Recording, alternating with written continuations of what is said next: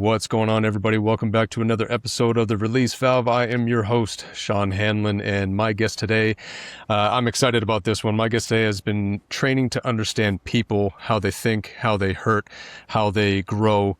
He has his master's in clinical mental health counseling, but that training and schooling doesn't show up in the therapy room. It shows up in conversations with students standing at the edge of one of the biggest decisions of their lives. I'm very excited and fortunate to have Peter Concepcion on the show. Welcome to The Release Valve, Peter. Thank you, Sean. Thanks for having me. Now, again, I appreciate you coming on, talking a little bit before we started recording. And, as I said, I'm a big fan of your mom. I'm excited that, that she reached out and kind of got this ball rolling for us. So shout out to Jessica. But just seeing the background that you had, and the original topic that we were going to be discussing, I was very excited to continue that conversation, continue that addressing those issues that seem to be arising more and more amongst men. But again, getting to know you a little bit, talking to you a little bit more, I'm actually more excited about where this conversation is going to go. So again, thank you so much for coming on. I appreciate it. Yeah, I'm honored to be here, and yeah, I appreciate my mom for kind of at this point, kind of literally helping me get to where I'm at in life. Not only just making sure I stayed alive for those first few years of my life, type of thing, but yeah, definitely connecting us. I know she's been on a couple times, and she shot me a text one day and just said like, "Hey, I know you've seen some of the things that I've been on. Would you be willing to actually like get on to a podcast?" I was like, I tend to be a talker. I talk a lot. Why not? Let's try this out. And so that's awesome. I'm honored to be here, and I'm excited to see where the conversation goes for sure. Oh, awesome. Yeah, no, I'm glad. It says a lot about you as a person. It's one thing to have these type of conversations. That's a lot in and of itself, but to get behind the camera and have this conversation and put it out there to the world, that's a whole nother level of anxiety that can come with that. So I appreciate you doing that. But first, I want to start off with you were in the world of clinical mental health counseling. What drew you to that? How did you get down that road? Yeah, so when I first was trying to go to college, or was like applying to colleges, I thought, like any kind of young athlete thought at first, is I'm going to be an athletic trainer. I had the thought of like, I want to be in the NBA. I was a basketball player and things like that. And but when I was in high school, I got my first letter for like a varsity letter for academics and not athletics. So I was like, maybe not professional sports, but maybe I can train them. I had an athletic trainer myself, so I was going to do that. Went to literally at orientation. They're like, here's your degree breakdown. Let me just take a look. And I looked and was like, that's a lot of science. I'll be in school for 8 years and no one will call me doctor. It'll just be me sticking around trying to get through it. And so I kind of flip-flop back and forth between a couple different degrees. So I was in like recreation, tourism, hospitality. Then I was a business student, and I'm not kidding, a business student with an emphasis in general business, which is the funniest thing to tell people. And then but all through that time, I was kind of talking about this psychology class that I was taking, this intro to psychology class at the University of Northern Colorado. And I was talking to my mom about it. I was talking to other family members, my friends, and it wasn't until like I think midway through my second semester in college that I was like, I guess I could actually major in that. And I wasn't really sure exactly what I wanted to do at that point, in terms of like what I wanted to do with psychology, but I just knew it was the thing that I actually enjoyed doing.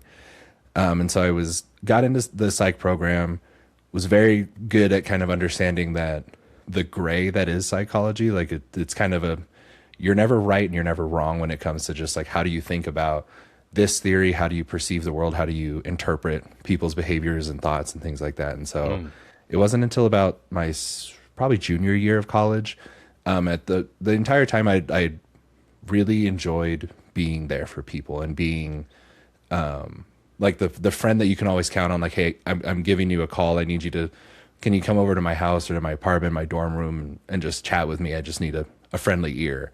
And I had a couple friends that went through some traumatic stuff, and they kind of offhandedly mentioned like, hey, you're pretty good at this. You should be a therapist. And I was like, no, sure. Like, I don't know how that works. And they were like, well, you just continue school and you get into graduate school and kind of go from there. And I got into the McNair Scholars Program, which honestly was the whole reason I went into graduate school. And I started meeting, like, taking school a little more seriously. I kind of, at that point, I was pretty good at like just kind of getting through classes by paying attention and understanding, but I hadn't really like sunk into it and really taken any of the information seriously and tried to remember it.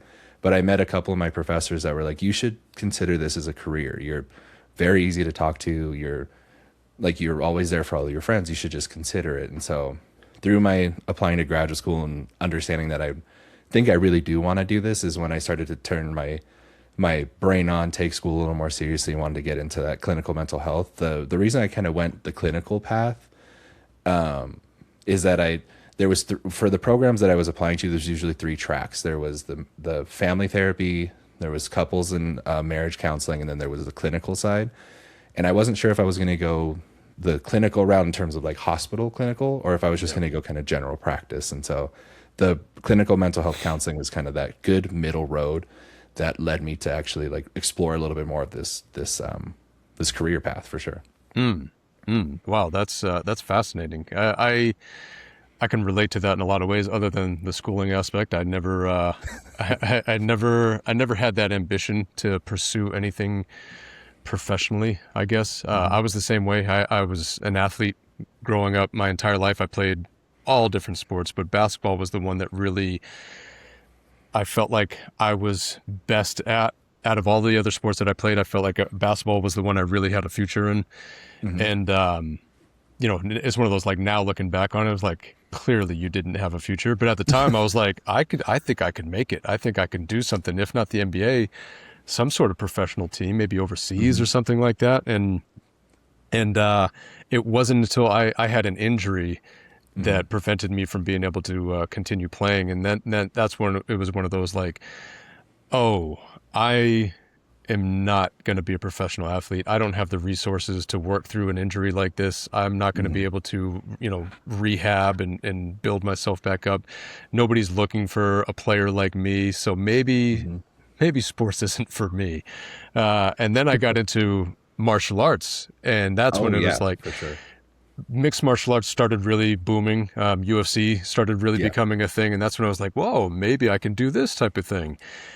And then same thing, just didn't have that drive to really pursue, that lifestyle more than anything. I had no problem showing up to the gym, but it was how I conducted myself, how I carried myself, and the things I did away from the gym that I started to notice. I was like, oh yeah, no, I'm not about that life. I'm just gonna chill and figure out things as they come.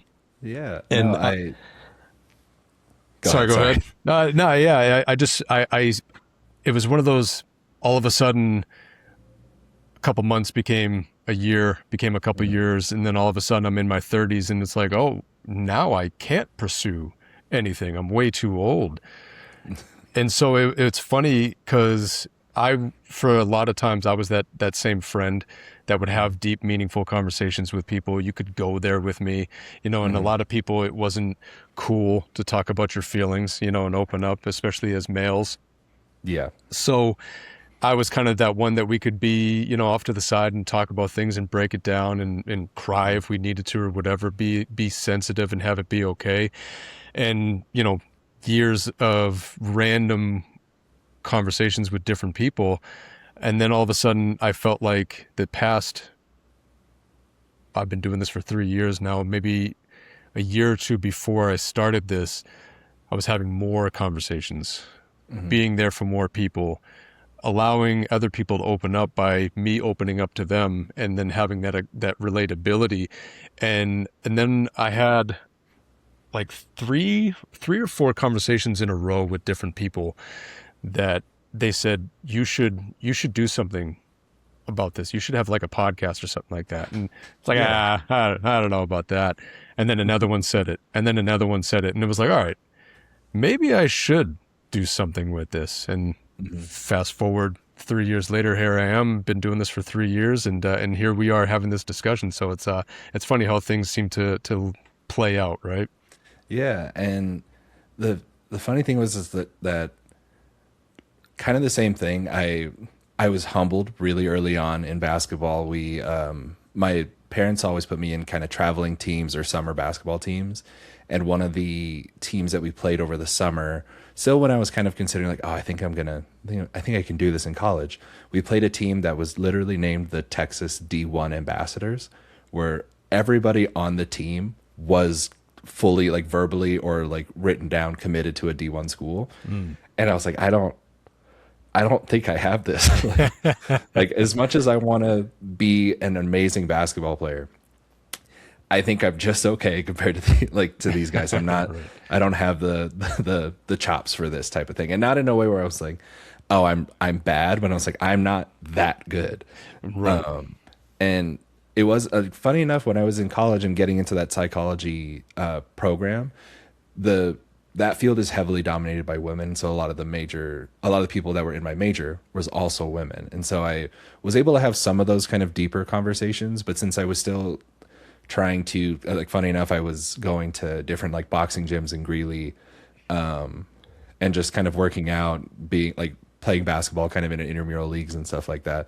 I saw the kind of stark difference between like the female friends that I had that were willing to kind of talk, like whenever I kind of kept people at a distance, because like you said, it's being like an emotional type of person as a man is not an easy thing to do, an easy thing to express. And they would ask like, you okay? I'm like, yeah, I'm fine. And I got very good at like covering it a little bit and using my humor as kind of a way to neutralize it. That they would press a little bit and be like, you seem upset. And I was like, no, I'm fine. And I would kind of think about it. Then I'd go to the gym with my friends or go like hang out with some of my other friends, and I'd be like, they're like, yeah, yeah, I'm good. And like, okay, cool. And we'd move on. And so I was like, fair enough. And then slowly and slowly I started to like have more of these conversations, and I started to try to surround myself around more people that would push past kind of the niceties in a sense, or like the kind of the small talk. And I just enjoyed being around more people that were like, didn't always have to be like the tell me about your life story talk, but like I liked Right. having those, like I want to know how you think and how you interpret the world, and I want to like get to know you as a person more, not just like sit down, how's your day going? Good. Okay. And keep going Right. type of thing. And That so that surface level relationship where you don't really exactly. go past how you doing? Good. All right, cool. Moving on. Yeah. And like some of those are great. And I had a lot of those friends that like we stayed kind of on the surface level, and it was perfectly fine. But a lot of the ones that have stuck around with me, like the people that in essence were in my wedding last year, they were the people that I had like those honest conversations with, that those kind of like stayed up too late, 2 a.m. We've run out of small talk. Now let's like talk about life type of deal. Right, right. Yeah, no, that's awesome. It's funny as you get older, you start to realize you're able to kind of, I don't want to say filter through, but you kind of start recognizing who's here for what. And it's perfectly fine to have those relationships where it's just surface level. Everything's all good. Let's not, muddy the waters by getting too deep or anything. Let's just enjoy this for what it is, and allow ourselves to have a good time there. And I think you're so right. Just because you're able to go to that deeper level with other people, it doesn't mean that that's what it has to be every single time. Yeah. And those real true friendships, I think, are the ones that you can do that whenever it's needed, whenever you feel it, whenever they feel it. You're able to kind of flip that switch and be able to go down that road. But it doesn't always have to be that. Sometimes it can just be that surface level. Let's just have a good time here and enjoy this moment for what it is, and not make things too heavy when it doesn't Yeah. need to be. Yeah, because sometimes you need kind of the for to plug your own podcast, the release of a of like Right. everything's really heavy, and sometimes it's nice to just be not like kind of fakely positive, but just kind of understanding that like let me just kind of not worry about that for a second. And it's not like Yes. an avoidance of it, but more of like I call it like a meaningful delay in processing, where you're like Ooh, I like that. I am very logical when it comes to my emotions, sometimes too logical. But I think about it as like, this isn't like, I'm really upset right now, but that's not going to help me in this moment. Like I can't do anything with it. Being upset is either going to make the situation worse, or it's going to like make the people around me uncomfortable in a way that I'm not wanting to do. And so I was like, let me wait and either get to a safe person where I can like really kind of express that, or like get to a different area, like either by myself, or honestly, it's a lot of times the car ride home. That I'm like, let me just like process this with music and shouting and and like Yeah. that kind of like sometimes the silence of the car is just a nice safe space too. So Ooh, 100%.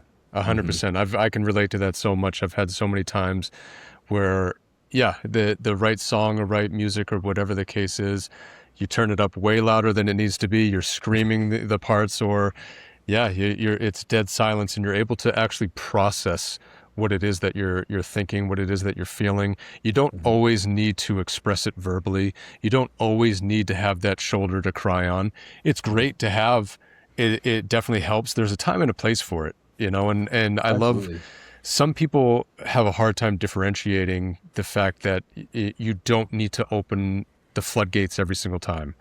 Sometimes you do, and that's what you need. But a lot of times, yeah, that's the whole reason behind the name of the release valve. Sometimes you just need to, hit that little release real quick, and then I'm Hmm. able to move on. I've processed it enough to be able to move past it, or move beyond it without even having to really dive too deep. Because like you said, sometimes that makes it worse, and Yeah. then that turns into something that you have to deal with, because yeah, you opened up the floodgates and now you have all this water damage that you got to deal with, and that can be too much. Sometimes you don't need that, but it is important to be able to have that self-awareness to know what it is that you need. And there isn't going to be that one fix every single time. This is my go-to. It works every single time. Nope. Sometimes you need to scream. Sometimes you need to cry. Sometimes you need to just ride in silence. Sometimes you need to be distracted. Sometimes you need to open up. But it's going to be different every time. And being able to be aware of those different things. And I think that's a big thing with a lot of people, is they need to add more tools to their tool belt and be Hmm. able to know what what job requires what tool, and being Hmm. able to go to that whenever you need that. Absolutely. And a lot of times too, it's even for me, it's like not even just the right tool for the job, but sometimes it's like I need the right toolbox for this situation. Because I feel like a lot of the times, like it's kind of like whatever worked for me in the past doesn't always work for me in the same way in the future. Because a lot of these problems, like they come around cyclically sometimes, in a sense of like sometimes it's the same situation, and like a even if it's like as simple as my boss is frustrating me, or my friends, or I'm frustrated with a friend or a person or something like that. Sometimes it's the same type of situation, but that same coping mechanism isn't going to necessarily work, because it's the same as like it might feel better right then. A lot of the time when I was growing up, and when I was kind of coming into it in adulthood, I always thought like I didn't always do the meaningful delay thing. I would just be like, oh, I don't need to worry about that. If I just kind of like don't think about it for a while, it just goes away and I'm fine. But it was an ignoring of the problem and avoiding of the problem. And it worked for me in that moment, in the sense of like, I felt better, but I didn't ever come back around to it in the same way. Like sometimes I'm screaming at everything, but sometimes it's screaming like in the wrong setting. I'm screaming at a different person, or now I'm driving and someone cut me off and I'm way more upset at them than I should be. Right. And so it's like I need the right tools, but sometimes it's a different toolkit for every job and every situation. And as I get older, the things that I do to help me kind of like hit that release valve, like you said, it changes, and sometimes it doesn't release as much as possible. And so it's always important to reevaluate and kind of understand what works for me, and is it working for me the same way.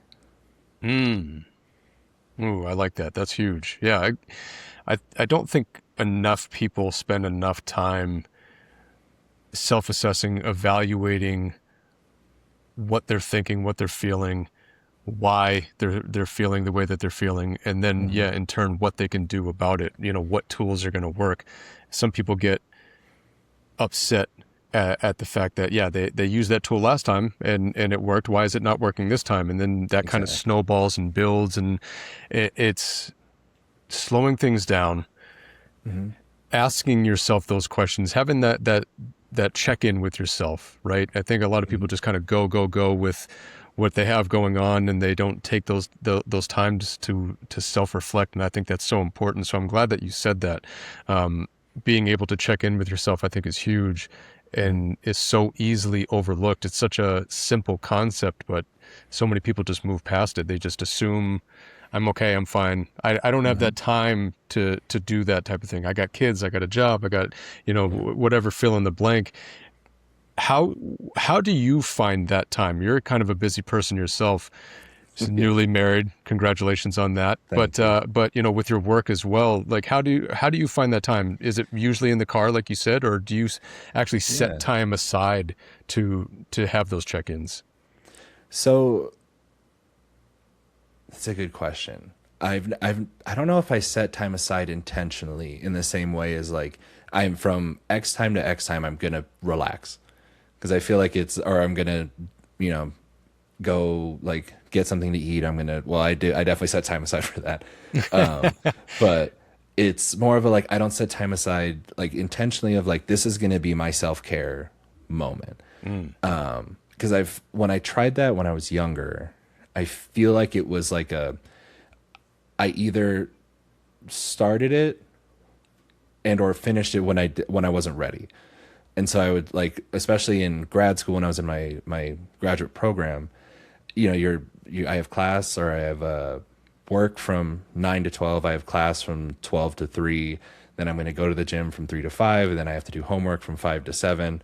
So at 7 o'clock I'm finally going to make dinner, I'm going to relax and things like that, but I only have until 7 to 8 because then I have to start working about through the next set of homework. And then once it got to like 8 o'clock and I'm still like I'm either watching a movie, playing video games, or like talking to friends, I'm like, oh, it's 8 o'clock, I gotta go, my self-care time is over. Yep.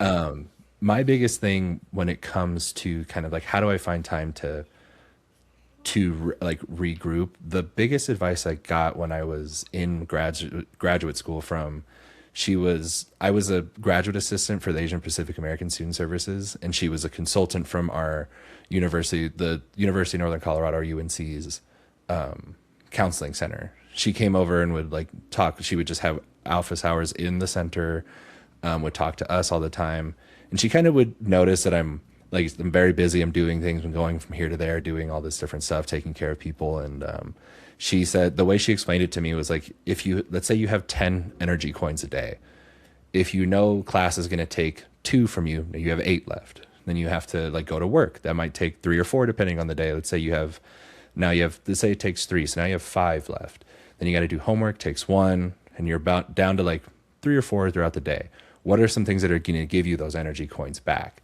And her biggest thing was like, it's not about like, well, eating lunch is going to give me back 1. Because she's like, it's not that necessarily. It's like, is going to the gym, does that give you 1 or 2 back? Is talking to your friends, like, does that give you 1 or 2 back? And I think she gamified it this way because I would always talk about playing video games at this point. But she said it in the sense of like, if you stop it early, or if you don't complete that activity in the same way, then you don't get all the energy coin back. Like if you're Mm. chatting with a friend and the conversation doesn't feel over, like you're still enjoying it or you're having fun, but then you're like, oh, I gotta go. Maybe you only got 1.5 back instead of 2. And so I never really like timed it out in that same way. So I started to just try to like, if I need to talk to friends or talk to my girlfriend at the time, now my wife, I'm going to talk to them until I feel like that's done. Mm. And so nowadays, I kind of take that same approach where after work, if I'm like particularly stressed out from the day, or like I just have a lot of projects or something like that, I know like, okay, if I get home, I think I just need to like not use my brain for a little. Let me scroll mindlessly on TikTok for a little bit, or Instagram, or play a video game, or watch a movie or something like that. And I try to just do that until it feels better, even just chatting with my wife until I feel a little bit better about things. And whether that's like an hour or 2, I try to wait until that feels complete for me in the sense, because I feel like if you schedule it out too much, it kind of starts to feel like another task for you to complete. And that Yes. can have the inverse effect and make you feel more stressed out, because you're like, well, now I have to take a break because I've scheduled it. But if I take a break, I'm not gonna complete that thing, and now I'm delayed. And it was some of the advice that I gave to my clients, to the students that I support. Like, if you want to take a break from homework, that's perfectly fine. You should do that because your brain needs that time to recoup anyway. But if taking the break from homework, even though you've scheduled it out, is going to stress you out more because now you've lost your train of thought, finish that thing and then move that around. So it's kind of like, if you need the structure in your life and you need to schedule that out, that's perfectly fine. But being flexible with it, I think, is still very important. So for myself, it's finding like little moments here and there. And if I know like, okay, well, I know this thing is going to stress me out a little bit, maybe I just go on like a quick walk around the office, go chat with somebody that usually makes me laugh, because I know I'm going to need that later on. So it's doing little things here and there, and finding times to do things like here and there, instead of like, I'm going to try to carve out this hour block. It's more like, I'm going to take 5 minutes for myself here. If I give 55 minutes to work, I can take 5 minutes to like go grab, like refill my water bottle, go grab a cup of coffee and come back, type of thing. So it's more about little things here and there and doing it until you feel fulfilled or completed, or in essence, like like just doing that activity until it feels like you're done, and not just like because you schedule it for 15 minutes, that's all you get, type of thing. Yeah, no, I'm so glad you said that, because I think that's huge, and that's what a lot of people need to understand. And I love that how you said that, if you set that time aside and for one reason or another you're not able to commit to that time, or you don't get what you were looking for from it, then that's it. And now you have added stress onto it, that you feel incomplete because you weren't able to do the thing or whatever it is. I think it's so important to have that balance in life the best that you can, and recognize when you are refilling your cup, so to speak, getting those tokens back. Recognize it for what it is. As little as having that conversation with somebody, scrolling on your phone, going for a drive, whatever, fill in the blank, whatever it is, having those few minutes by yourself where the kids are busy doing something and you're sneaking candy or a cookie or something like that, and Yeah, you're like, oh, that wasn't enough time. Well, it was time, and you did get something from it. So, exactly. so recognize it. And I think a lot of people are just so go, go, go, that they aren't able to recognize those moments that actually are giving them something back. So because you're not recognizing it, you're not getting that return on the investment, so to speak. Yeah. If we're able to have those moments to where we can recognize it, we do realize that we're kind of balancing the scales a little bit, because life is hard, life is busy. And if you're not aware of those little things in your life that do kind of make you feel good, whatever it is, that conversation, that mindless scrolling on the phone, it's not a bad thing to do stuff like that. As long as you are aware of it, you have, recognize when you're no longer benefiting from it anymore. Yeah. You spent too long doing the thing, or whatever. So I love that you said that you're very aware of that feeling that you get, that feel good feeling, that, oh, I got some tokens back. I like that terminology. I like that metaphor behind that, because I think it's big. And yeah, we only have so much bandwidth. We only have so much time. We only have so much energy. So if we're always in that constant giving stage, we're going to run ourselves dry. We're going to spread ourselves too thin. And that is a recipe, excuse me, a recipe for disaster in the long run. That's when you start feeling run down. That's when, you feel like you're wasting your life. You're not getting anything back from it. Resentment can come from that, especially if you have kids or other people in your life that you're constantly giving to, and you're not getting anything back. The big thing that I was hearing was self-awareness. Yeah. Know the different tools or different tool kits that you can use, but just being aware of what you're giving, what you're taking, and kind of just being on top of that, because a lot of us do have a lot of good things going on in our lives, but we're not able to recognize it because we're so focused on all of those other things that are taking those tokens away from us, that we're not aware that, oh, I did get a token back from that. That did make me feel good. And the more that we're aware of that, then the more then that I feel like we do get that 2 tokens back instead of the 1.5, right?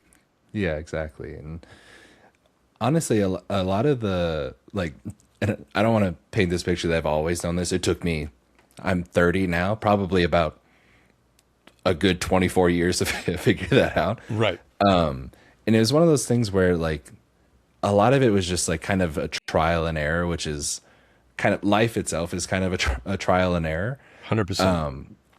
But a lot of the things like I would, like you said, sometimes I'd scroll for too long and I'm avoiding it, or honestly, so there are times where I was in the gym and I definitely was like injured or tired, but I was like, this is the thing that's supposed to make me feel better because everyone told me it's supposed to make me feel better.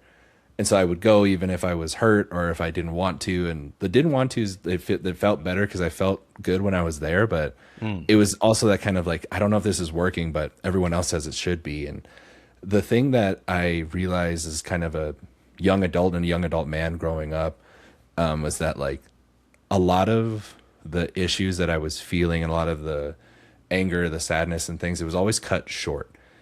It was always like, well, like I feel really sad right now, but I have to just move on. Like I can't think about that right now. I have to go do the next thing. And even like as an athlete, like when you're like you lose a game and you're like, oh, that really sucks. The first thing that your coach says usually once you lose the game is like, hey, like let's not think about that. We're focusing on the next one. So everything was just always cut short. Like you can't feel your anger until that anger's done. And so then the way that I have always kind of thought of it is like if let's say like it was like one full like bar full thing, I only felt half of it. And so that half I got to expend, but that other half that I didn't get to feel because I had to move on and move past it or not talk about it or ignore it, I'm going to keep that for myself. And so I just put that in my little feelings pocket right there behind my heart type of thing. And then okay, well now I'm sad because I didn't do this thing, but I only felt half of it and then I had to cut it short. So I'm going to put that in my little feelings pocket. And you can only put so many halves in there before that feelings pocket overflows. Right. And the biggest thing, even like talking with my mom, talking with my friends, whenever like people are, I feel like it's I don't know if it's universal, but a lot of people that I've talked to, they're like, I feel just really sad right now, but I can't think about it. I'm like, you need to feel that feeling to completeness. You need to feel that feeling. It maybe not right now. Maybe that's not like, it's like I said, it's not going to help you right now, but you need to go back to it. And a lot of with men's mental health, I think the biggest, one of the larger issues that we never go back to it. We feel it, and then we have to ignore it because we have to move on to the next thing. We have to, like if you have kids, you have to go take care of your kids, and you're frustrated and you're angry in that moment, but like you have to go do something. And there was never really, I feel like I'm like, it's like a good marketing strategy that I'm like, there's no release valve for you for later. But you just feel the thing and then you move on. And there's nothing you can actually do about it later because you don't take the time to go do it. You just come back and you're like, well, I put it in my feelings pocket. I'm just going to deal with it later. Sometimes it overflows and it comes out as that like inadvertent anger towards someone or something like that. Right. So coming back to it is just never like, it was always a thing I struggled with growing up and being a man in the world is I have to come back to it at a certain point, but there's never really a good time for me to come back to it because I'm told either by media or something like that, like you have to be strong, you have to be a hero, you have to persevere through things, which sometimes is a loaded word. Like you're like, you're very resilient, you have so much perseverance. And it's like, yes, it's strength, but sometimes I wish I didn't have to persevere through things. I wish I could just be in the suffering of it and then I can move forward from it, but I have to persevere. I have to just move on because it's what everyone's telling me I have to do. And so that sometimes is the really hard part. That I think that that is so many people would be able to really feel that same thing and recognize it if they could. That's going to resonate with a lot of people because I think you're so right, especially as men, but it just overall with everybody really, we're so quick to put that in that pocket. I'll come back to it. I'll come back to it. But how often are we really coming back to it? And if we don't, then that is going to really compile up. And again, the whole meaning behind the release valve is it's so important to be able to come back to it, to recognize it, to address it. Absolutely. And again, bringing back to what you were saying earlier, it doesn't always have to be that big unpacking of the thing, but Hmm. recognize it, address it, give it a name, even Yeah. say what it is.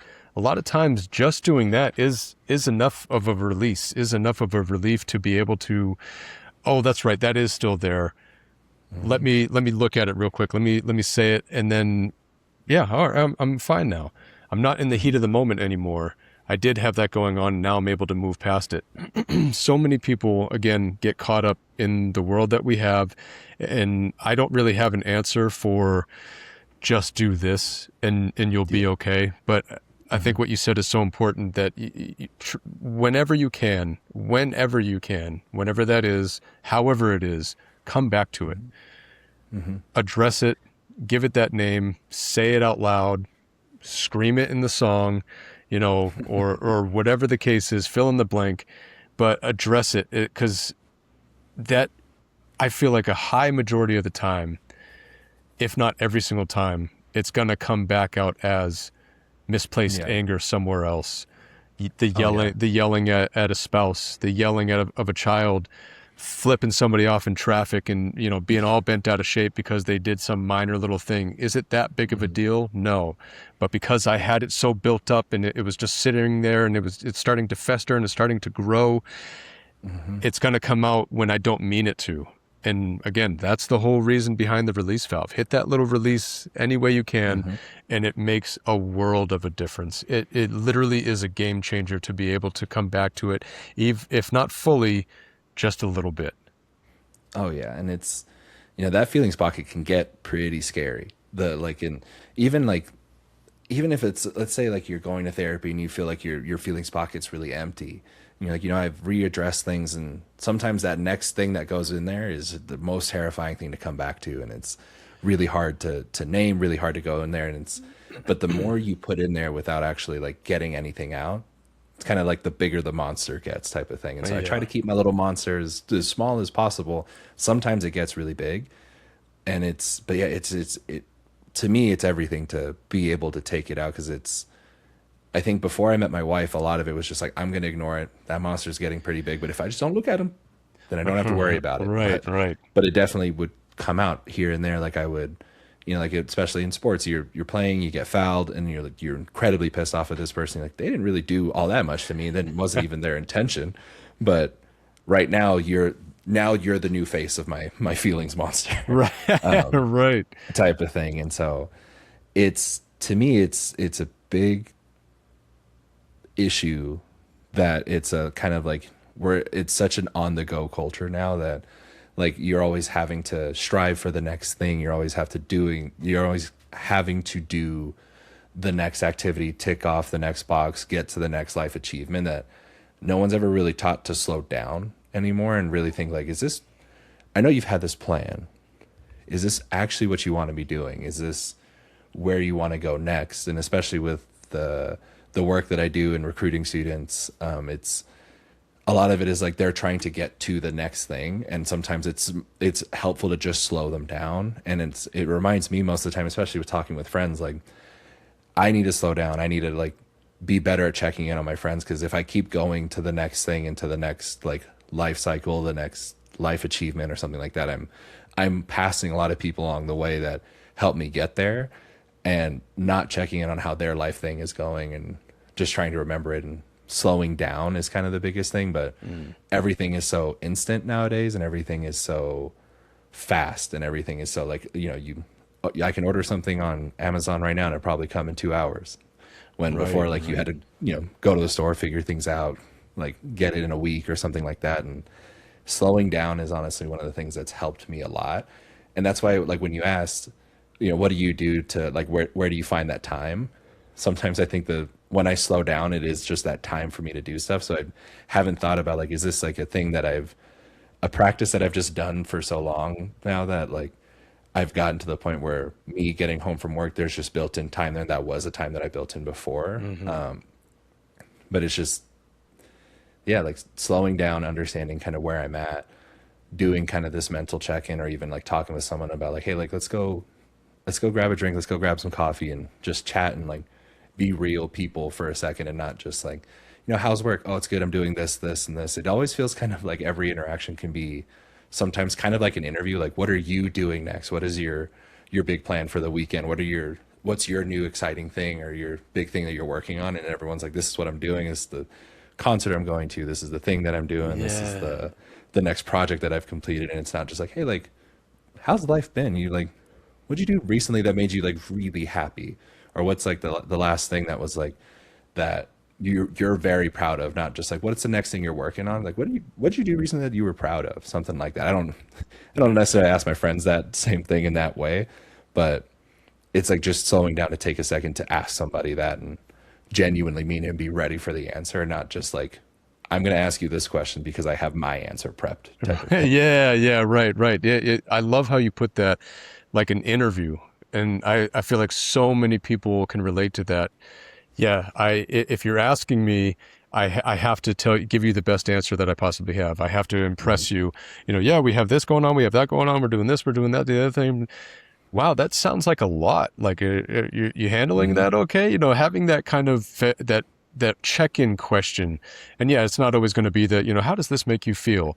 But really humanizing somebody and not Yeah. allowing them to just do the, yeah, this thing, this and this thing. Yeah. Because I feel like so many of us feel like we need to perform, that we're going to be Mhm. judged if we don't, if we're not overflowing the cup, because especially if you have kids, well, I got to keep the kids busy, I got to do this, we got to do that, we have this going on, we have that going on. Like, Mhm. sometimes, no. And we just had, Father's Day was just a thing, and I had a lot of Yeah. people.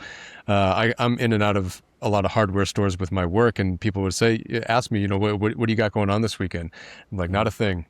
Not a Mhm. thing. I'm just chilling. I'm just relaxing. I'm taking a load off. I'm not gonna do A, B, C, X, Y, and Z. I'm not gonna go over here. I'm Exactly. not gonna do this. I'm not gonna do that. I'm just going to relax. We did end up doing something that day, but for the most part, Mhm. throughout the weekend, it was just kind of low key, and I Mhm. was excited to be able to tell people that. I was Yeah. excited that I didn't have to feel like I needed to perform. Oh, you're not going to go do this, that, and the other thing? No, I do something all the time. I'm always doing Mhm. something.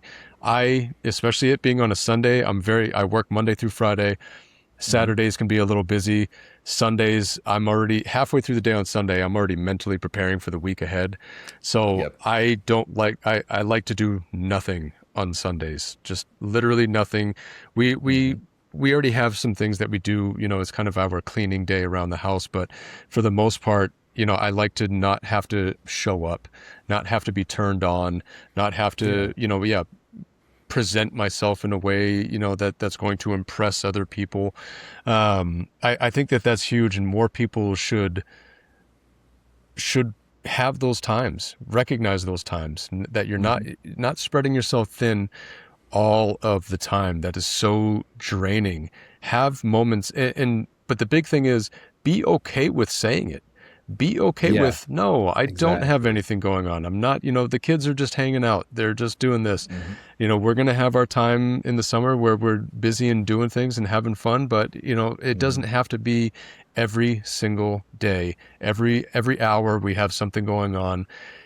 The same thing with kids, they need that summer off too. They need to be able to relax. They need to be able to recharge their battery a little bit, and Yeah. just have time to figure things out. I was just seeing this thing that was just talking about this not too long ago, where the biggest issue with kids today is they're not spending enough time being bored, and Yes. Yeah. what that does to your creative mindset. And Mhm. because you have this going on, that going on, well, what's next? Mhm. What was it was referring to, when you go and stay at a hotel or whatever, and you're like, oh my gosh, they have a pool, and kids nowadays are like, all right, yeah, we're going to Disney World. What's after that? What are we doing after Disney? It's Yeah. always that next thing, and they're being programmed to look towards that next thing instead of being right here, right now. And it's such Mhm. an important aspect to be able to just do nothing sometimes. Mhm. We have it so often. Yeah, we just have to show up. I love how you put that, like it's an interview, that you have to Yeah. give your best answer, or otherwise you're going to be judged. If people are judging you by what you're doing with your spare time, as long as you're not hurting anybody or you're literally doing nothing all of the time, Yeah. stop being so worried about other people's opinions.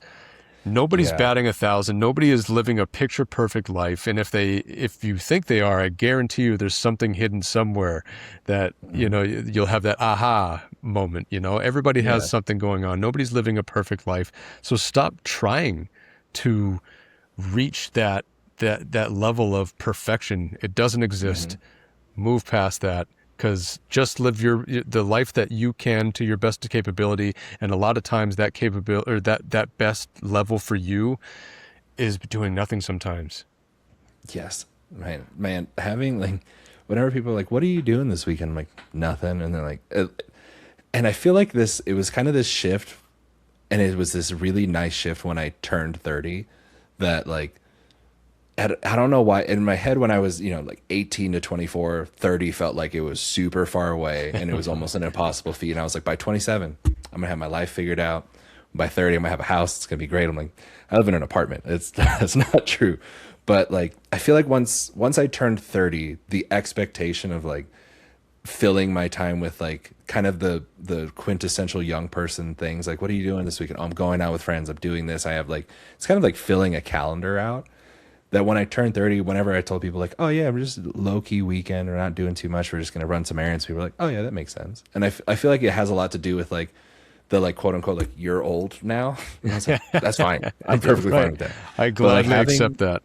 exactly. And having like no plans is sometimes like all of my job, my wife's job, my friend's job is like, you're doing something for 40 hours plus a week. 40 hours is kind of the minimum. Sometimes you're doing more.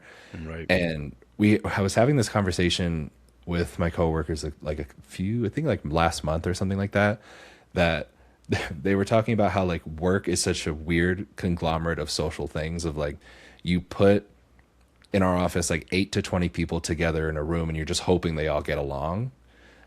But in reality, you spend majority of your life, at least your adult life, with those people. Right. And like the amount of times that we're all still staying at this point, everyone in our office pretty much gets along pretty well. And we've moved past kind of that surface level stuff, but the amount of people that when you say like, oh, like, what are you doing? You're trying to impress them with like, well, I have this thing, I'm going to this concert, I'm going out to this bar or club, I'm going to go see this show. Instead of just being like, when someone asks like, how you doing? I honestly, besides like my coworkers and now being at the comfortability point that I'm at now, before that, I honestly couldn't tell you when the last time someone said like, how you doing? And I just went, bad. And Right. like, I feel like you can ask so many people and you can be like, hey, like, when's the last time you told someone like, not the truth, but like when you were not doing well, or if it was like the response to how you're doing or how are you feeling is bad or like not the greatest. And when I started becoming a therapist, I stopped being able to really ask my friends, how does that make you feel? Or how are you doing? Because it felt loaded to them. Like, what are you doing? I'm like, I'm not Are analyzing. you I'm just putting me on the legitimately. couch? Exactly. And, but yeah, like before like having the friendships that I have now, I couldn't honestly tell you when the last time I said that was like, someone's like, how you doing? I went, bad.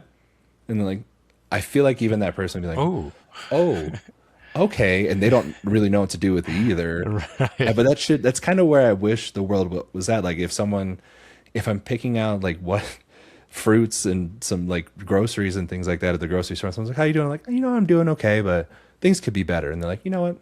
Sorry to hear that. I hope things get better for you. And you just part ways. But if you say like, if someone at the grocery store, if you go to a Target and you're just picking out lettuce and they're like, how you doing? I'm not doing good. And they're like, I'm going to go. Why would you say that? Right.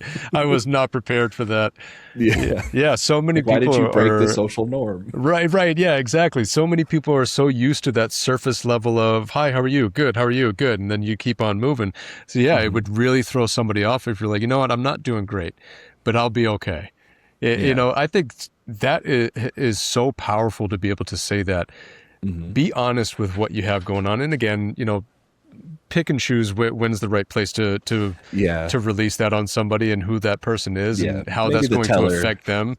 But The teller's not the right person. Like, would you like the paper or plastic? I'm not doing okay. They're like, not what I asked you. Right, exactly. So I mean, I love your mindset towards so many things, and it seems like you've really come a long way. You know, obviously, Mhm. I didn't know you when you were a kid, but as you said, you know, this has kind of been a 24-year journey for you to get to Yeah. the point that you're at, and with the schooling and everything that you've had, how it seems like you apply a lot of that Mhm. schooling and training and all that stuff to your life. Do you really rely on that when you're doing the work that you do, when you're dealing with these kids, when you're having these conversations with them? Do you really fall back on a lot of this type of stuff? Yeah, and so the thing that I always kind of challenge, especially in all the conversations that I have with these students that are pursuing graduate school, is that like the degree you got didn't train you for one job. My particular degree in clinical mental health counseling, the way I've thought about it now that I've decided not to practice, I look at it as like I wasn't trained to be a therapist, and that's all I was trained to do. I was trained to understand people and to try to understand what their motivations are, what their behaviors are, what do those mean, how do their motivations and behaviors influence the way they think. Mm. And I rely on it in a very base form of like when I talk to the students and they're telling me what they're interested in, I can kind of anticipate a little bit of what they might get to next, what their actual goals of life are and what they're wanting to get out of this program. And it helps me kind of better support them, and not in a manipulative way, in a sense of like, now I know what you want, I'm going to help you figure it out. Right. Yeah. Yeah, I'm like, I'm not a mind reader, as cool as that would be. Actually, that'd probably be honestly terrifying, but If I could that's a whole turn it different on and thing. off, that'd be one Yeah. thing. Yeah, 100%. But no, it helps me understand like sometimes when I'm talking to a student, it feels transactionally robotic in the sense of like Mm. they're asking all the questions that AI probably told them to ask me when they go meet with a graduate recruiter, or they know that they need to ask these certain things to get to this certain information. And for me, I'm like, yeah, like, so why are you pursuing this degree, or why are you wanting to go to graduate school? And then they tell me, I'm like, okay, cool. So you're wanting to do it because you want to get to this point in your career. You're wanting to lead research teams. You're wanting to do this type of work. Have you thought about this program? This is the type of program that I think you can do. Have you, like, this is why you're going to it. This is the different benefits of getting a graduate degree. So I lean back on my training of like, whenever, especially when you're in a therapy room, you're not taught to like psychoanalyze everything that's going on.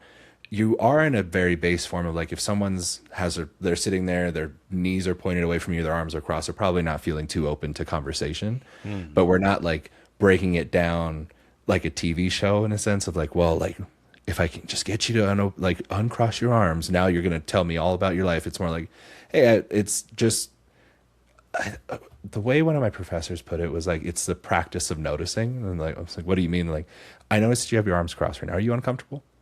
I'm like, Mm. a little bit. I don't want to talk about my feelings. Like, okay, tell me more about it. And it's just getting people to get to that point. And so falling back onto my training is, in a sense of just like kind of like common practice, or like second nature to me now, a little bit of like, I'm not a therapist anymore. And anyone that knows what my educational background is, I always say, I am not a therapist. I'm not your therapist. You should have one. It shouldn't be me. But I use it as a sense of like, how can I better understand the people around me, how they're interacting with me, how they're interacting with the world, what their needs are, and how I can facilitate that. And so it comes up a lot in a very base sense, but it also just helps me kind of understand people. And then sometimes when they're talking with me, but they're looking around, they look uncomfortable. I'm like, hey, like, I know it's really loud in here. If this is like not the greatest setting for you to want to talk to me in, especially because a lot of the engineers that I talk to, they're wildly introverted, and now they're being put in a room with 2,000 other people shouting at me because it's really loud in there. Like, how about this? Like, I know you want to ask questions. Take my card. Let's set up a meeting separately. Let's Mm. talk a little bit more about it, because you don't look like this is fun for you. Like, this is very overwhelming. I'm like, perfect. Let's talk about it there. And I'm able to more meaningfully create relationships with students that last, honestly, up until some of this day. Some of the students that I've met and supported throughout my career, I talk to them regularly. I actually emceed one of their weddings. Oh And it wow. was really, really nice. And it's mostly like, I'm at this point in my life, especially, I'm not super interested in transactional relationships where I'm only like this thing to you in the sense of like I don't necessarily want to foster that, but if they're certain student, not like I'm trying to build a best friendship with every student I come across, but I try to make the interactions that I have with these students meaningful, because sometimes I'm only going to be 5 minutes of their life, and I'm hoping that that 5 minutes of their life was something meaningful and I was helpful. Sometimes I get to know them for years, and that's great, but I try to make every interaction with someone that or every interaction that I have with someone as meaningful as I can make it for as long as I can make it, type of thing. I love that. Yeah, because especially in your line of work, I would imagine there are plenty of people like yourself, but I would imagine there's also a lot of people that are just trying to, in and out real quick. This is my job. Let me. All right, what are you here for? All right, go that way. All right, what are you here for? You go that way. Like just kind of pointing Exactly. them in the direction and then see you later. Especially in that point of someone's life, they're looking, whether they realize it or not, they're looking for somebody that's really going to help them out, that really cares about their well-being, what and is going to be honest with them about stuff like that, especially as with athletes. I think that's a big thing. You have people, agents, trainers, coaches, or whoever, Yeah. that are so like, what can you offer me? And they have that expectation of, what's the return on their investment? Well, if there is none, all right, well then see you later. Go Hmm. ahead. I had a kid I went to high school with that he was the star football player, amazing athlete. He played baseball, basketball, football. He was amazing at everything, but his calling was definitely football. Hmm. He received all kinds of attention and help and support and all this type of stuff, and then he got hurt, and then he was cut. Coach Yeah. wanted nothing to do with him. See you later. Like you're not going to help us out. You're a senior. This would have been your last year. You're not going to bring any attention to us, so we're done with you. He ended Hmm. up dropping out of high school, got involved Damn. in situations that you wish nobody would really get involved in, and then ultimately he was shot and killed not too Hmm. long afterwards because of that lifestyle that he ended up going down. Hmm. And so many kids, especially at that age, they need somebody that actually cares about Hmm. what decisions, ultimately major impactful decisions that can really change the trajectory of your life, depending on what you do. So when you have somebody like yourself that's being honest, being open, allowing them to be honest and open, comfortable, that's a huge thing. When you're a kid, you Yeah. don't understand a lot of the feelings that you have, a lot of the thought processes. You only understand the basics of I like talking to this person. They make me feel Yeah. comfortable. I'm able to open up with them. I don't like this person. I don't like the vibes that they're giving off. You can't explain it. You just you get those feelings and you go forward with that. So when you have somebody like yourself that allows them to open up, gives them the space that they need, this isn't the right setting for you. There's way too many people. It's way too loud. It's hard for you to really open up and be vulnerable with me. Here's my card. Let's set up a time. That Hmm. means a lot to so many people. And so kudos to you. I commend you for taking that approach, Thank you. because I think that that's huge, and that makes such a difference in young minds in their lives, and the fact that you're able to maintain some of these relationships years down the line, that says a lot about you, man. So I love that you have that approach. So again, congratulations on that, because I think that's huge. More people need that type of interaction with Hmm. other people in their lives. Thank you. Yeah. And I mean, my whole motivation for going into higher education in the first place and stepping away from therapy, granted, I graduated from my graduate program in May of 2020. Word was a little funky around then. Yeah. It was I through my graduate program, I kind of stepped into an accidental expertise where I was working with a lot of very high acuity clients that were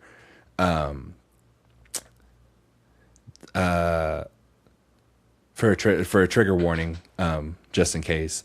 A lot of the clients that I was working with were either convicted felons or recently released convicted felons for a short amount of time, and then when I was working more in a higher education office, it was more of the students that were experiencing those suicidal ideations and suicidal thoughts and things. And so I became very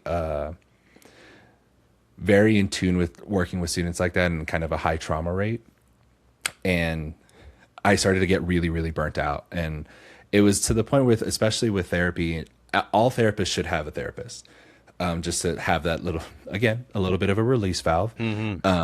But I ended up getting to the point where like I would have a bad day and I could talk to my supervisor about that. And I can talk to my like classmates about that when we're all kind of practicing together and having those kind of internship classes and things. But when I'd get home and I would like call my wife and be like, yeah, like she was like, how's your day going? And is one of the people that can be like, bad, it was not good. And she'd be like, why? I'm like, well, I can't talk to you about that. It's like, it's literally against the law. And so I just started getting really burnt out. But one of my, or actually two of my advisors kind of started noticing that in me. They're like, you're not as jovial as you used to be. You just seem really tired all the time. And so she's the one that actually pushed me to go to a specific kind of a student support office in our university that was for my internship. And that's kind of where I started thinking about higher education, mostly because of the students I was talking to. But also when I got into graduate school, I was the first in my immediate family to go to graduate school. And so I had no idea what I was doing. I was just kind of floundering around trying to figure out exactly what I wanted to do and figure out like, how does everything work? And I never had a person that I could like go talk to. There was, I'm sure, people in the university that would have supported me, but I just didn't know where to go. Right. It was one of those where like, if I don't know what to do, but if I just keep kind of doing things, I think I'll be okay. And that led to a lot of stress. And honestly, it was because my mental health wasn't that great. My physical health started to deteriorate to the point where I had a health scare, where I quite literally almost died. I was ignoring my my physical health. I had a cough that I just was like, it's just a cough. I'm fine. I can be a man. I can be tough. Right. And then for months I ignored it. And then literally when I was flying back and forth visiting my wife in Vegas, because she was working out there, and I was living here in Colorado, and I would go back and forth. I called my mom because I was like, hey, I don't feel good. It was like August in Vegas, and I was sitting on a metal bench, and I was like, this feels amazing. I'm a person that runs hot. That shouldn't feel amazing. Right. And so flew back, went to the urgent care, and the doctor quite literally looked shocked and was like, hey, I don't want to like freak you out, but if you continue to ignore this, you're days, like literal days away from being septic. Like that you have such a bad viral throat infection that you've just been ignoring. It started to become a thing where he started bringing nurses and other doctors in, and I was talking to them. They're like, you shouldn't be able to talk. I'm like, I don't know what to tell you. I guess I have a high pain tolerance. So like very medically dangerous, high pain tolerance. Not like I can't feel it, but they're like, I think you're ignoring everything you're feeling to the point where it's literally dangerous for you. And we have to hospitalize you because you need antibiotics. And so I like got to the point where I was like, I was saying I was fine to so many people. And I was generally just like putting on a brave face for everyone because I didn't really want like either like, I don't know if I can't really remember now if it was like, I don't want to be a burden or just like, I need to get the next thing done. And so I can't take time to slow down. And so from that point on is where I started developing. And that's why I say 24 years, because I was 24 at the time, that I was like, I need to slow down. I need to understand where I'm at and how I got to this point. I was like, was very stressed. I was very anxious and ignored that. And so then it started to manifest in like physical symptoms. I ignored that too. And it was all my body screaming at me like, hey man, like this is not going well. And I was like, I think it's going perfectly fine. Right. And I was just wrong. And so when I graduated, I was unemployed for a while just because it was a pandemic, and I had all the applications out there, but kept getting the like, we're on a hiring freeze. I can't. Right. And I started applying to both clinics and then also universities just to see, because I had the experience and I thought that'd be okay. And I landed at the same kind of a similar office, but I realized I was starting to be able to be that person that I wish I had for students and be like the guiding post and being like, hey, it was kind of a thing that I worked into all of my conversations was like, hey, like make sure you're doing this paperwork for your degree. Make sure you're doing this thing. Also, take a break. you're going to school in Colorado. You have so many things you can do outside. There's so many different things that we can do. We're in the middle of the country. You can fly wherever you want if you can afford it. And so I'd kind of interweave those small mental health check-ins, and not like I'm trying to be your therapist, tell me what's going on, but just, are you doing okay? Like, you seem stressed. Do you want to talk about it? Do you need resources? Like, what can I do for you? So I was trying to be the person that I wish I had, and or like at least give a student the opportunity to not be okay. Because sometimes it's just what someone needs. It's not like they don't need someone to be a savior for them. They don't need a hero in their life. They just need the opportunity to not be okay, and have someone either just listen or point them in the right direction of like, this is what I need, and I'm not doing well right now, but I don't want to talk to you about it. I don't feel, I just met you. I'm like, perfect. Let's connect you with this person and go from there. And so through all of my experiences and things like that, and going through that health scare in 2018, and like getting to be on the kind of the other side of that, I value the fact that I can work with students and work with people in general to help them get to achieve whatever goals they want, but also like interweaving that, like, you as a person need to also be okay. Like, yeah, you have all these professional goals, you have all these academic goals, but, and it's that kind of the sad thing to realize about kind of a corporate world and educational world is like, that will continue to go on with or without you. Right. Make sure that you're okay. Make sure you're not even just like, are you doing mentally okay, but like enjoy it at the same time. Graduate school's hard. Life is hard. You should get to enjoy it every once in a while, and not just keep going from one thing to the next. Oh man, I love everything that you just said. I love your approach and your mindset towards it. It's you're so right, and I'm so glad that you're doing what you're doing. I'm so glad that you found kind of your purpose. You know, when things were kind of heading in one direction, and you know that ultimately didn't go the way that, I don't want to say that it should have, because I think things always go the way that they should. They're always going to go the way that they should. But agree. the way that it could have gone had you continued down that path. And I think so many people look at the should-haves and Yes. will judge themselves based off of, oh, I should be here, I should be there, I should be doing this, I should be doing that, and if I'm not, then I've failed. You know, I'm a failure, or whatever, and getting hard and down on themselves because of it.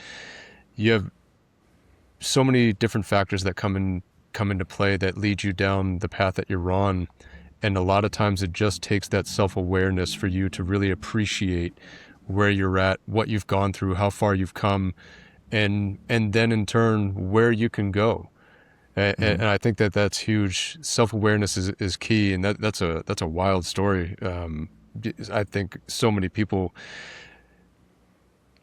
really fall under that same category of just ignoring the things that they have going on. And you know, maybe it doesn't always lead to a health scare to that degree where your days are numbered if you continue doing what you're doing. But I think so many people just don't realize how important it is to slow things down, like you said. Yeah. Have that self-awareness. Say the things. Say that you're not doing good. Have that check-in, if not with yourself, then with somebody else. Like, hey, I have this going on. What do you think about this? You know, I think you should get checked out. Oh, okay. I didn't even think about it like that. And I'm just so used to going. Man, I love everything that your approach towards it, and I guess you have to go through what you go through in order to come to those realizations, in order to really appreciate, like I said, how far you've come, and then in turn the direction that you can go. Again, bringing it back to the schooling aspect of it, you know, so many kids, I know so many people that went to school for something and then they get removed from that and they're not doing that thing, and you know, they're feeling less of a person or a human being, or a not an accomplished person because of it. I wanted to ask you, what would your advice be to someone who is pursuing a career that isn't what they went to school for, or they find themselves in a position where they're going to school for something, but that's not what they want to do? Yeah. And honestly, one of the things that my wife always says that I take to heart a lot of the times is just, you are where you're meant to be. And it's a thing that's gotten me through a lot. And when it comes to like going to or pursuing a career that's outside of maybe what your training or your schooling is in, to go back to something I said earlier, you're not trained or schooled to do one thing. It's really all about like what you can make out of that degree. For counseling, it was like I said, I was trained to be a counselor, I was trained to be a therapist, but I kind of flipped that and was able to use that as like I'm better able to understand people and understand their motivations, their thoughts, their behaviors, and kind of put a assign meaning to that. When it comes to someone that is thinking like maybe you're midway through your degree right now, or you're at the other end, like you just graduated and you're thinking like I all the jobs that I'm applying for, it's not exactly what I thought it would be, or it's not what I'm really wanting. That's okay. You're exactly where you're meant to be. You couldn't have been at this point in life without going through all the things leading up to it. It's kind of like the butterfly effect. You change one thing, you're at a different point in your life. And so it's less about like, well, now I can't do what I thought the rest of my life was going to be. It's more about how do I make the most of what I have now and move on and move to the next thing. And so it's really, when it comes to down to like the logistics of it, it's looking at your degree or looking at your training or your background and seeing like what key skills, like what key knowledge you have from that area. Being like a former therapist and being a person that was trained in therapy, I could have just been like, well, I have to be a therapist now. I can't go on to be a recruiter or a salesperson. But you can translate, every skill is translatable. Every degree can get you into a different degree or into a different job area or something like that. And so life's just too short to not make the jump, to not kind of figure out what it is you want from it. And in all honesty, it's also life's too short to not make the jump, but life is also very long and you can always go back to it. It's something that like I can become a therapist again if I want to. I take one exam, I go for my licensure and I can do that. It's a thing where it's like I could have I at the same time that I got my job in higher education, or at least my original job in higher education, I got an offer to be a therapist. And it was one of those things where I had to choose like, well, I could go down this road. I don't know if that's where I want to be. I know I went to school for it. And there was a little part of me at the time. I was like, well, I worked in at this point 7 years to become a therapist. And I had the thoughts of like, am I letting my parents down? Am I letting my wife down? Am I letting myself down, not doing the thing that I've been saying I want to do for 7 years? It was like, and at the time I didn't have the opportunity to do something else. And when I started to express that, I was like, hey, I don't know. I think I want to do this. Nobody in my life at the time was like, no, you spent X amount of money, you spent X amount of time or years, you should do this thing. It was like, well, that's always there for you. If you want to pursue this, why not? You're still going to use all the skills that you have. And I was like, you know what? You're right. I am. Like, I'm still, at the end of the day, still talking to people, still trying to understand what they want and translating that into processing steps or actionable steps. But it's one of those things where if you feel like you're a good fit for something, then you are. If you feel like you don't fit in something, then you're not. But it all has to do with your mindset and how you kind of go about it. Everything you're learning right now can translate into something else. Yes. We all had to learn the Pythagorean theorem. Some of us use it, some of us don't. But we all had to learn it. But it's that like at that point you can take like, well, I took a bunch of math classes. They didn't serve me, but it taught me how to critically think and or problem solving skills. So it's kind of like a salesman type thing. How do I turn this into usable content, or how do I turn this into a usable strategy or something like that? So everything that you're doing, and if you're wanting to go a different way, I promise you there is probably a world and a way in which you can use the current schooling, the current experience, the current training that you have to leverage and benefit yourself into shifting into that career, because everybody's meant to be everywhere. Everyone should be everywhere type of thing.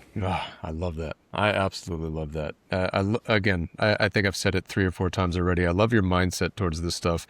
I love your approach towards it. I love the vibes that you give off. You're very welcoming, and I can only imagine if I were one of these kids that you deal with, how good it would make me feel to be working with somebody like you. How Thank you.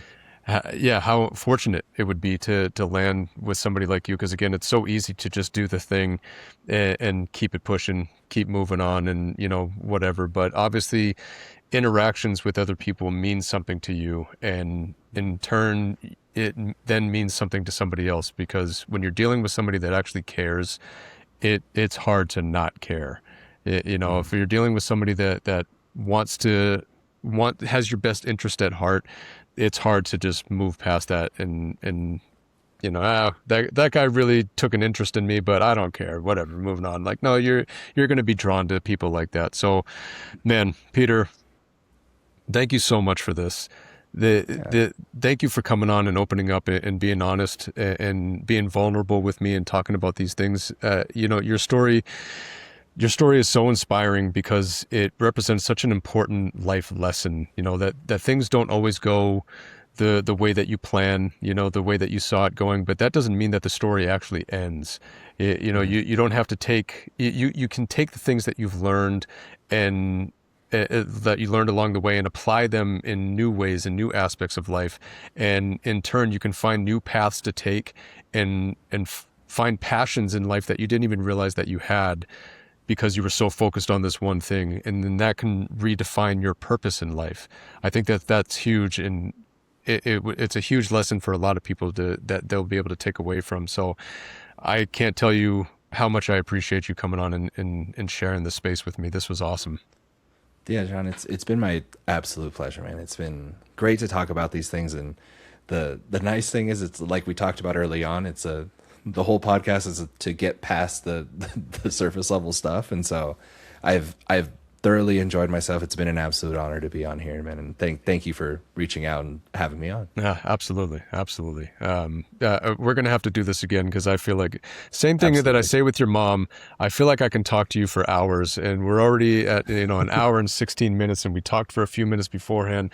I could easily keep on going, but I don't want to take up too much more of your time. Again, thank you so much for coming on. Thank you everybody for tuning in. We'll see you next time.